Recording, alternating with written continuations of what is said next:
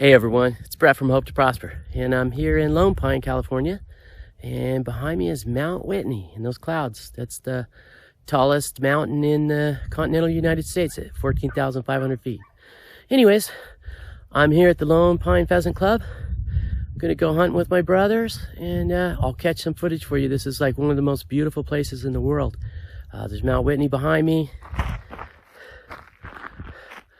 Down there's the Alabama hills, and we're going to be hunting in between it. So thanks for coming along. I think you're really going to enjoy it today. All right, have a great day. I wanted to talk today about peak age 65, also known as peak 65.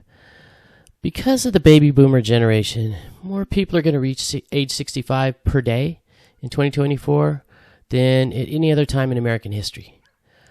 There's just a flood of people reaching what used to be known as retirement age, 65.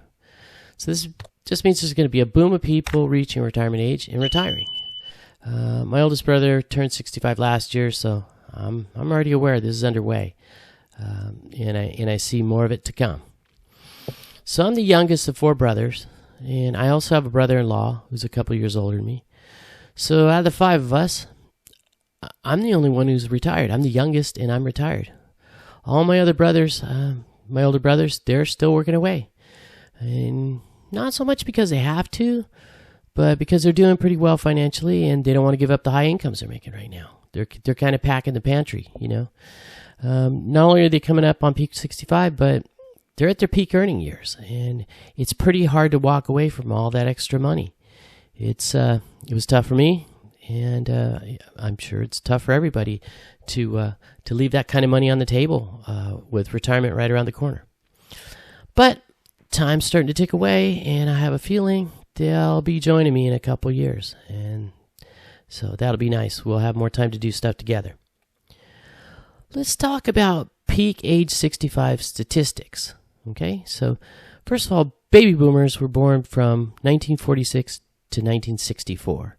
And for people who are younger, don't understand what a boomer is, the population swelled after World War II when people settled down and started having kids. I was born in 64, so I'm what they call a late boomer. I'm basically the last year of all the boomers. And so starting this year, in 2024, 12,000 people per day will turn 65. And that's a lot. I remember when it was 10,000 a couple of years ago, I thought that was a lot. But it's getting even higher now. And so just in the year 2024, about 4.4 million people will retire just in 1 year. That's a lot. That's a huge amount. And this swell of retirees should continue till about 2027. So about 3 more years of this, and then it'll start to recede some. So let's talk next about some very, very sad retirement statistics. Unfortunately, around 40% of people who reach retirement age, whether it's 65 or 67, they won't be able to afford to retire. They're just literally going to have to keep working. Only 60% of people can afford to retire after working their whole lives. So that's very sad to me. So around 46% of households will have no retirement savings at all. And it's worse for older people, you know. For people who are age 55 to 65, almost 50% of people have no retirement savings. And that's even skewed even further that a higher percentage of women, about 3 or 4% more of women, have no retirement savings than men. And so for 40% of retirees, Social Security is going to be their sole retirement income. They aren't going to have any pensions. They aren't going to have any other source of income except Social Security. And, you know, Social Security isn't that high, especially if you didn't make a lot during your earning years. So I think these statistics are kind of catastrophic, to be honest. So let's talk about the facts and implications of this, right? It's basically kind of creating the haves and the have-nots in retirement. You know, a lot of people are well prepared. They've been saving their whole lives, and they're going to do well in retirement. They're going to have a nest egg in addition to Social Security. And then there are going to be the others that literally are living on Social Security and, you know, trying to afford rent or maybe having to move to a trailer park in a rural area or something find somewhere. Some people are leaving the country. So it's kind of sad that they're the haves and the have-nots. You know, one of the things about America, there's supposed to be the American dream. And for people who weren't prudent and didn't save, the American dream kind of slipped away. And the main reason is that pensions disappeared. And when pensions kind of went by the wayside and they got replaced with IRAs and 401ks, some people didn't make the shift to save and make up the shortfall.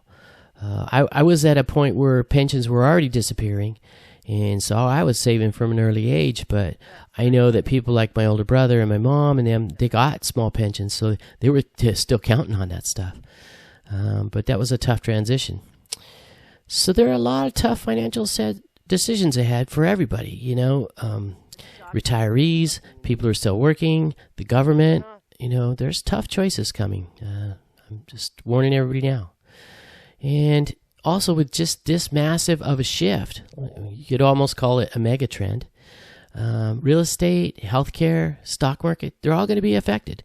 This many people first retiring and then getting older and then actually passing away, it's going to affect a lot of things. So another thing, all the programs, Social Security, Medicare, and all the government benefits, they're going to be affected. I think they paid over $1 trillion in Social Security last year, just in 1 year. 2023, $1 trillion in Social Security.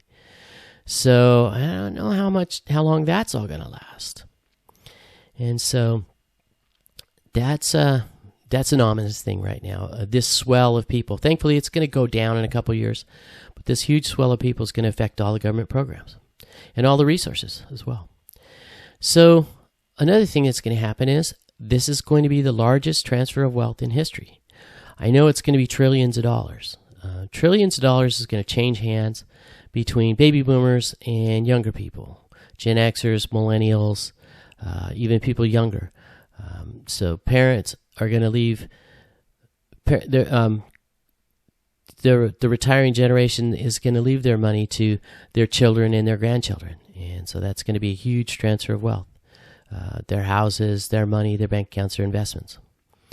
So there are some good and some bad things.